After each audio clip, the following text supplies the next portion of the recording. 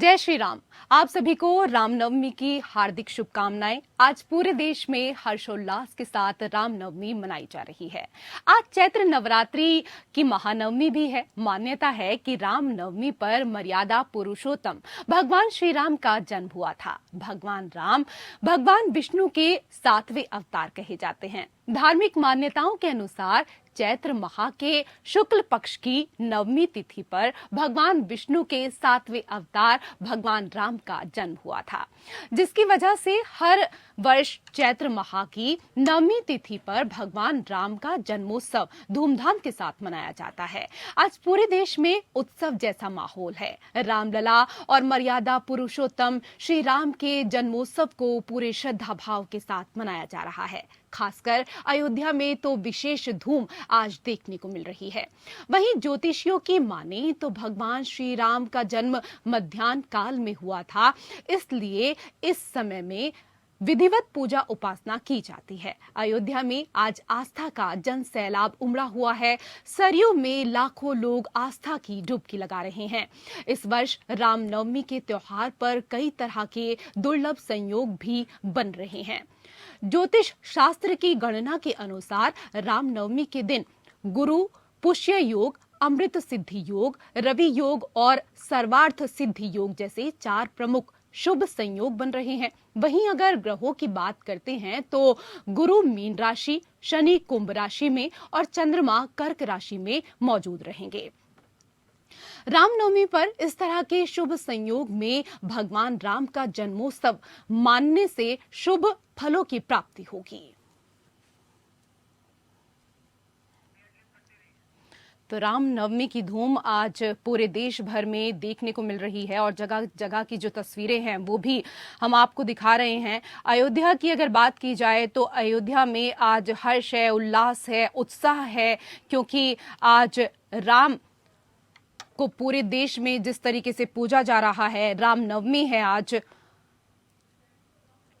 त्रेता युग में जन्मे मर्यादा पुरुषोत्तम भगवान राम द्वारा जिस मर्यादा और विचारशीलता का बीज बोया है वह आज भी प्रासंगिक और प्रेरक है। उनके द्वारा पग पग पर किया गया त्याग और तपस्या का बखान आज पूरी दुनिया पढ़ती है और सदैव उनका स्मरण करती है।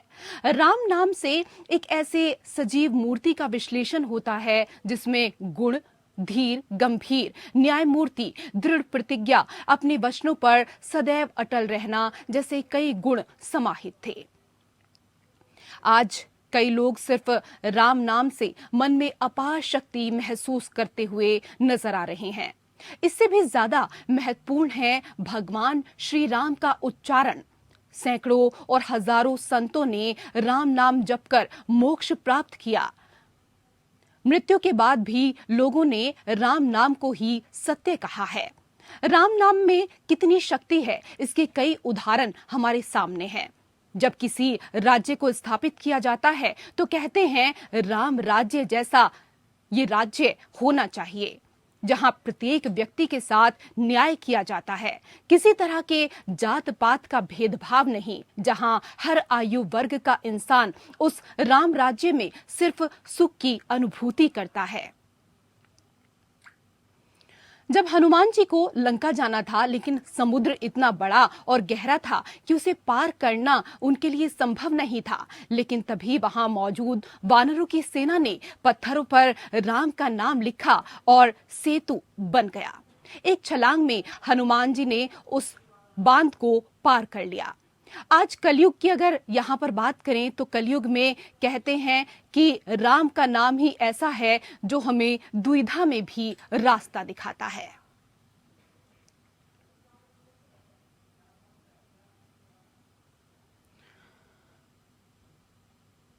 पूरे देश भर से आज इसी तरीके की जो तस्वीरें हैं वो सामने आ रही हैं। मर्यादा पुरुषोत्तम भगवान श्री राम की हर कोई आज पूजा करता हुआ नजर आ रहा है। अपने अपने तरीके से लोग पूजा कर रहे हैं, प्रार्थना कर रहे हैं, आराधना कर रहे हैं। हर जगह भक्ति गीत आज गाए जा रहे हैं। रामनवमी का दिन है और सबसे खूबसूरत तस्वीरें अगर आज पूरे देश में कहीं से आ रही हैं तो वो राम की नगरी अयोध्या से। इस वर्ष रामनवमी पर कई तरह के दुर्लभ संयोग भी बन रहे हैं। अयोध्या में जन्मे राम, अयोध्या में आज आस्था का जन सैलाब उमड़ा हुआ है। दूर दूर से श्रद्धालु आज अयोध्या पहुंच रहे हैं और जहां भी देखो, जिधर भी देखो, आज अगर किसी के मुंह से कोई शब्द निकल रहा है तो वो है जय श्री राम।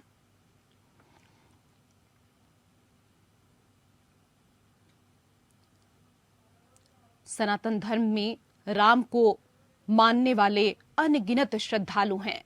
सरयू में आज तमाम श्रद्धालु डुबकी लगाने के लिए पहुंचे हैं और राम का नाम जप रहे हैं। कहते हैं कि कितनी भी मुश्किलें आ जाएं, लेकिन भगवान राम का सिर्फ नाम जपने से ही वो दुविधा में भी हमें कोई ना कोई रास्ता दिखा ही देते हैं। आज रामनवमी का दिन है और ऐसे में मंदिरों में श्रद्धालुओं की भीड़ लगी हुई है। सुबह से ही तांता लगा हुआ है। महिलाओं की बात करें, पुरुषों की बात करें, बच्चों की बात करें, हर किसी में एक अलग ही उत्साह आज देखने को मिल रहा है। मर्यादा पुरुषोत्तम भगवान श्री राम को हर कोई आज अपने अपने तरीके से याद कर रहा है, प्रार्थना कर रहा है, आराधना कर रहा है। रामनवमी में पूरे देश भर से आज इसी तरह की तस्वीरें देखने को मिल रही हैं, जहां हर्षोल्लास के साथ आज के दिन को मनाया जा रहा है। आज कई लोग सिर्फ राम नाम से मन में अपार शांति महसूस करते हैं और कहा जाता है कि श्री राम का उच्चारण ही ऐसा है, जितनी बार आप भगवान राम का नाम लेते हैं, राम नाम का जप करते हैं, तो हमेशा द्विधा में कोई ना कोई रास्ता जरूर नजर आ जाता है। सैकड़ों और हजारों संतों ने राम नाम जप कर मोक्ष प्राप्त किया।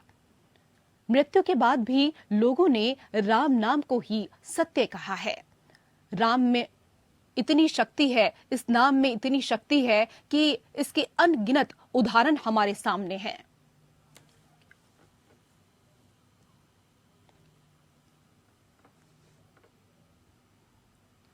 उत्तर प्रदेश की अगर बात की जाए तो उत्तर प्रदेश में पिछले कई दिनों से अखंड रामायण का पाठ कराया जा रहा है, ताकि रामायण हमारे लिए कितनी जरूरी है, राम हमारे लिए कितने जरूरी हैं, इस बात को लोग समझें।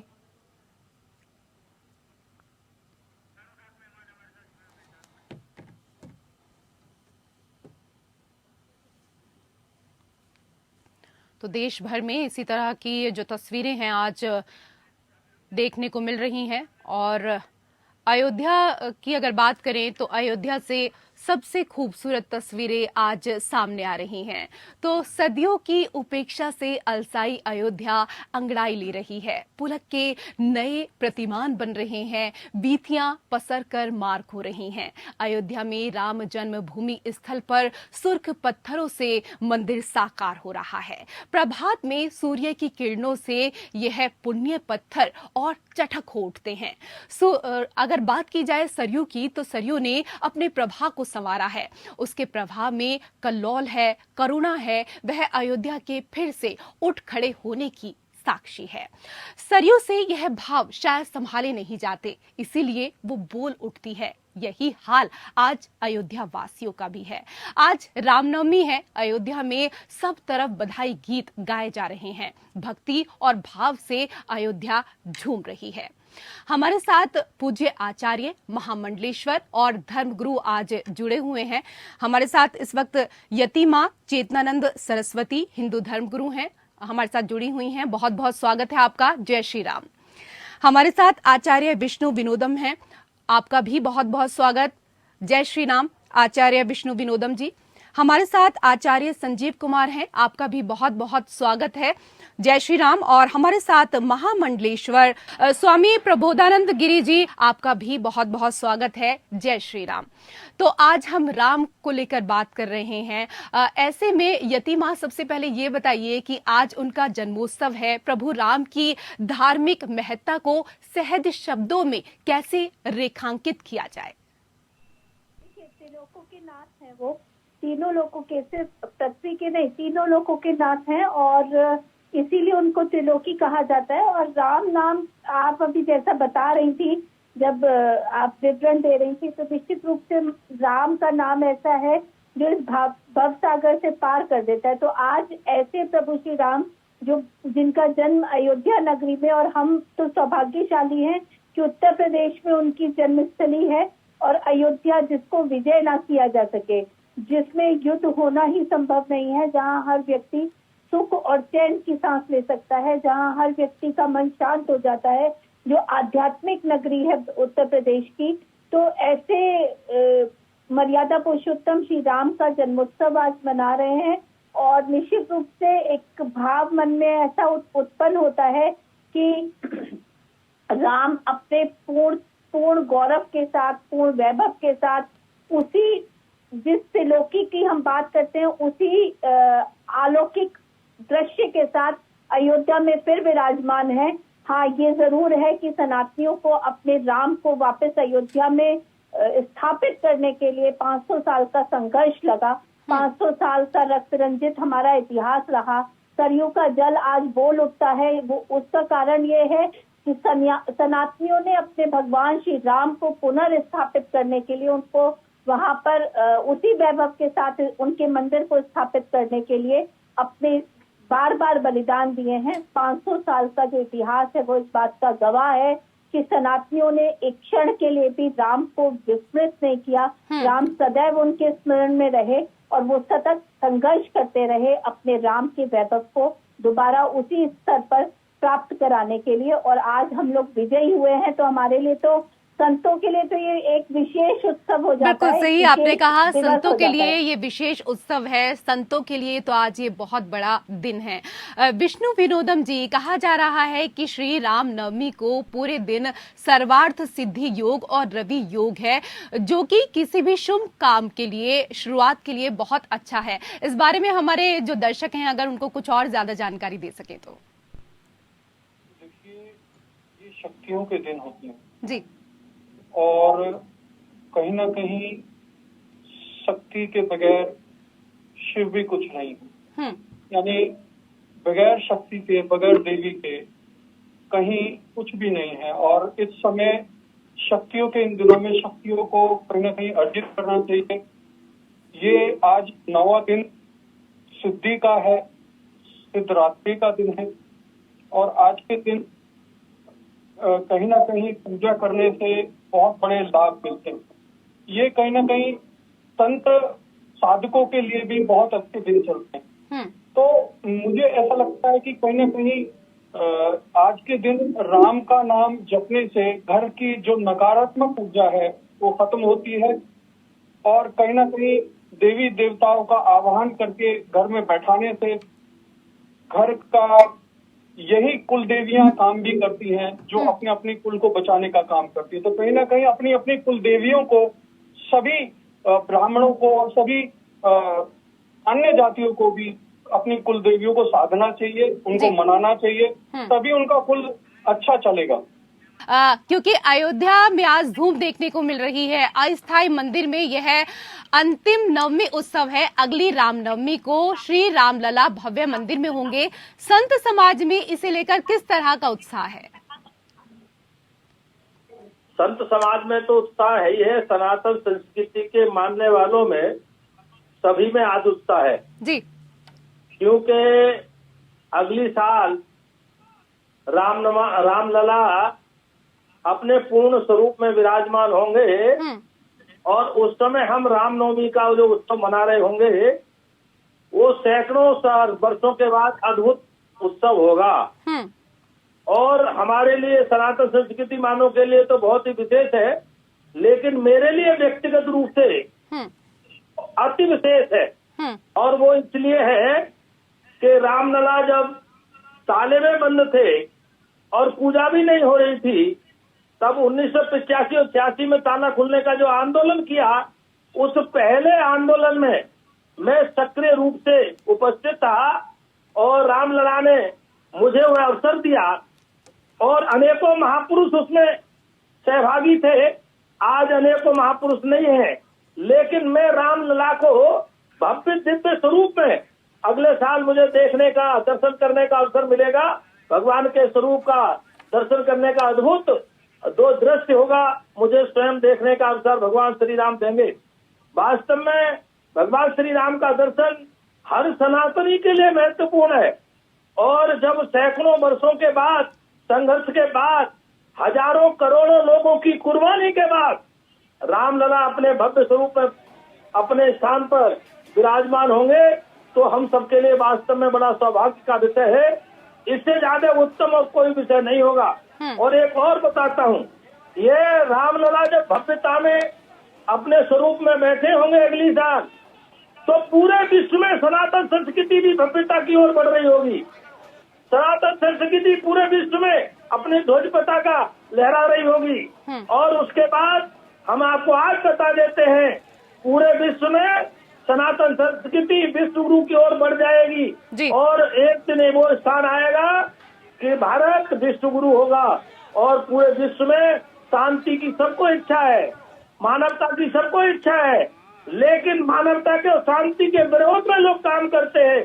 और जो लोग मानवता के विरोध में काम करते हैं, उनको मानवता के विरोध में काम करना बंद हो जाएगा। और उसके बाद आप देखेंगे मानवता विरोधी लोग जाके बिलों में छिप गए हैं और शांति को चाहने वाले लोग वास्तव में शांति की स्थापना करना चाहते हैं, वो विश्व की विजय की ओर बढ़ रहे होंगे।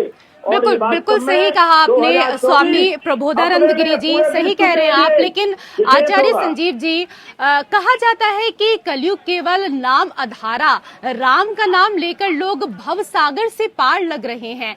आज की युवा पीढ़ी इसे कैसे आत्मसात करे? युवा पीढ़ी सच मायनों में सनातन धर्मी हो चुकी है। आज की स्थिति ये है कि हर युवा वर्ग भगवान श्री राम। स्वामी जी आपसे सवाल नहीं है, स्वामी जी आपसे सवाल नहीं है, संजीव जी से सवाल है, आचार्य संजीव जी से। आज का युवा वर्ग भगवान राम के प्रति ज्यादा आकर्षित है। आज का दिन जो है वो एक खास दिन है। जब आप हमसे बात कर रही है, आज पूर्वसु नक्षत्र है, गुरु के नक्षत्र में आज का दिन मनाया जा रहा है। निश्चित तौर से अयोध्या में दीप दीपावली का आज पर्व है। आज सनातन संस्कृति के अंदर हमारे यहाँ पर दिवाली जैसा उत्सव है। हम लोगों ने लोगों को प्रेरित किया है कि आज वो 11 दिए अपने अपने घरों में, अपने अपने चौबारे पे जला के श्री राम जी को एक अच्छी पुष्पांजलि प्रस्तुत करें, क्योंकि भगवान श्री राम मर्यादा पुरुषोत्तम है, संसार को मर्यादा सिखाने वाले। भारत की भूमि राम और कृष्ण के नाम से जानी जाती है। और मैं निश्चित कह सकता हूँ कि पिछले 8 वर्षों में, 9 वर्षों में जो भारत के अंदर हुआ, उससे सनातन धर्म गौरवशाली हुआ है। और आने वाला जो वर्ष है, जब हम अगले साल नवरात्रि और रामनवमी मनाएंगे, श्री राम जी को अपने घर में वापसी करा के गद्दी नशी करेंगे, गद्दी पर बैठाएंगे। वो हर हिंदू का, हर सनातन धर्मी का एक महान पर्व होगा। आज में 22-23 अक्टूबर 1949 को भी याद करता हूँ, जब के नायर साहब ने एक बहुत सुंदर व्यक्तित्व दिया था और राम मंदिर खोलने के लिए उन्हें एक अध्यादेश पर दस्तखत किए थे। बिल्कुल, बहुत अच्छी जानकारी आप दे रहे हैं आचार्य संजीव जी। लेकिन पूरे देश में जहां हर्षोल्लास के साथ रामनवमी आज मनाई जा रही है, वहीं आज 2 जगह से हादसे की भी तस्वीर आई है और दुखद है ये, क्योंकि अगर हम यहां पर बात करें तो सबको पता होता है रामनवमी का मौका है, ऐसे में भक्तों की भारी भीड़ पहुंचती है। इंदौर में रामनवमी में बड़ा हादसा हुआ है, जहां पर मंदिर में बनी बावड़ी की छत धसी है और 25 से ज्यादा लोग इस दौरान अंदर गिरे हैं। वहीं जो दूसरी तस्वीर है वो पश्चिमी गोदावरी में मंदिर में आग की तस्वीरें हैं। हमारे तमाम दर्शकों को भी हम आप ये तस्वीरें दिखा रहे हैं। यतिमा, अगर हम यहाँ पर बात करें इन तस्वीरों को लेकर तो ये तस्वीरें वाकई बहुत दुखद हैं। ऐसे में आप क्या कुछ कहना चाहेंगी, क्योंकि हम देखते हैं कि मंदिर में आज के दिन, क्योंकि रामनवमी का दिन है, तो भीड़ बहुत ज्यादा होती है, भक्तों का सैलाब होता है। तो ऐसे में किस तरीके के इंतजाम होने चाहिए, क्योंकि पुख्ता इंतजाम नहीं होते हैं, लगातार इस तरह की घटनाएं भी सामने आती हैं। बिल्कुल, हर व्यक्ति आज चाहता है कि हम अपने इष्ट के दर्शन के लिए जाएं और उसी के कारण धार्मिक स्थलों पर भीड़ बढ़ जाती है। अपनी व्यवस्था मंदिर प्रशासन अपने तरीके से करता है, लेकिन जो एडमिनिस्ट्रेशन है उसका भी ये दायित्व बन जाता है कि वो ऐसे समय पर जहाँ जिन धार्मिक स्थलों पर अधिक भीड़ आने की संभावना है, ये घटनाएं हमेशा होती हैं और बहुत दुखद होती हैं, क्योंकि बहुत सारे श्रद्धालु इसमें अपने परिजनों को खो देते हैं। आज भी शायद कुछ ऐसे ही दृश्य हम लोग देख रहे हैं आपके टीवी स्क्रीन पे जी। तो मेरा निवेदन ये है कि जहाँ भी इस तरीके की भीड़ आने की संभावना है वहाँ प्रशासन को बहुत सतर्क होना चाहिए, क्योंकि प्रशासन का ये दायित्व बन जाता है कि ऐसे स्थल पर वो भीड़ को कंट्रोल करे, भीड़ को नियंत्रित करके अगर एक क्रम में लोग श्रद्धा के साथ दर्शन के लिए जाएंगे तो निश्चित रूप से इस तरीके के हादसे कम हो जाएंगे या बंद हो जाएंगे। स्वामी प्रबोधानंद गिरी जी, विपरीत होता क्या है, मैं अपनी बात पूरी कर लूं। इसके विपरीत होता क्या है कि जहाँ भी सनातनियों के धार्मिक स्थल हैं वहाँ से प्रशासन अपने हाथ खींच लेता है। सबसे बड़ी त्रासदी का विषय यही है कि प्रशासन उस जगह से वहाँ प्रशासन कहीं दिखाई नहीं देता। अगर प्रशासन अपनी भूमिका को सतर्कता से और सुचारू रूप से निभाएगा तो मुझे लगता है, और मंदिर समिति के साथ संपर्क में रहेगा, तो धार्मिक स्थलों पर जब हमारे धार्मिक उत्सव होते हैं तो इस तरीके के हादसे होने बंद हो जाएंगे। तो थोड़ी सी सतर्कता की आवश्यकता है। मंदिर समिति से बातचीत की जा सकती है, उनसे कम्युनिकेट किया जा सकता है, उनसे कम्युनिकेट करके व्यवस्थाओं के विषय में जानकारी ली जा सकती है। बिल्कुल सही आपने कहा यतिमा, सही आपने कहा कि सतर्कता बहुत ज्यादा जरूरी है, क्योंकि सतर्कता जो है वो ही बचाव होता है। स्वामी प्रबोधानंद गिरी जी, आपको क्या कुछ लगता है, जिस तरह से इस तरह की घटनाएं सामने आती हैं, क्या कुछ विशेष इंतजाम और होने चाहिए मंदिरों में? ये जो घटनाएं होती हैं, ये घटनाएं बहुत बड़े षड्यंत्र का हिस्सा हुआ करती है ज्यादातर। और आप देखते होंगे सनातन के जो मंदिर हैं उन मंदिरों में जानबूझ करके उत्सवों पर कोई विदेशी षड्यंत्र होता है या कोई सनातन विरोधी षड्यंत्र होता है। अनेकों आपने पता होंगे, आपको कि नहीं है, लेकिन वो जानबूझ करके जो विशेष उत्सव होते हैं उन पर वो षड्यंत्र करते हैं। और वो षड्यंत्र इसलिए करते हैं, दिखाया जाए मीडिया में कि रामनवमी के दिन मंदिर में भगदड़ 20 मरे 5000 घायल, और ये बड़ा षड्यंत्र किया जाता है। और नहीं तो मंदिर बड़े बड़े भीड़ जाती है, बिना षड्यंत्र के कोई दुर्घटना नहीं घटित होती। भगत लोग कोई दुर्घटना नहीं करते। भक्त से एक नहीं लाखों लोग मंदिर में चले जाओ, लेकिन मैं आपको गारंटी देता हूँ कि लाखों लोगों की भीड़ के बाद भी मंदिर में सहज रूप से भक्त लोग अपना अनुशासन का पालन करते हैं। लेकिन होता क्या है, एक कोई षड्यंत्रकारी जाता है बीच में, वो कोई ऐसी बात बोलता है जिससे एक साथ कोई बड़ी दुर्घटना हो जाती है। लेकिन उसके लिए जो बात आई है कि वास्तव में जब बड़ा कार्यक्रम हो तो प्रशासन को गंभीरता से ध्यान देना चाहिए जी। कि जो सनातन संस्कृति के मेले हैं, पर्व है, उन पर्व पर कोई ऐसा उपद्रवी या सनातन विरोधी आदमी ना घुसे और उन पर कड़ी नजर रखे। एक दो बार ढंग से हो जाएगा, और ऐसे लोग पकड़े जाएं तो सामान्य धाराओं में कार्रवाई नहीं हो, उनके साथ संगीन धाराओं में जब कार्रवाई होगी तो मैं आपको बताता हूँ कोई दुर्घटना ऐसी नहीं घटित होगी। बिल्कुल, सचेत होने की बहुत ज्यादा जरूरत है और ऐसे में भक्तों को भी सचेत होने की बहुत जरूरत है। बहुत बहुत शुक्रिया आप सभी का हमारे साथ इस खास कार्यक्रम में जुड़ने के लिए। और इसी के साथ अयोध्या में जन्मे राम के बारे में आज हम बता रहे थे। राम की जो लीला है वो निराली है और किस तरीके से पूरे देश भर में रामनवमी की धूम है उसकी तस्वीरें भी हमने आप दिखाई। फिलहाल इस खास पेशकश में मेरे साथ इतना ही। नमस्कार।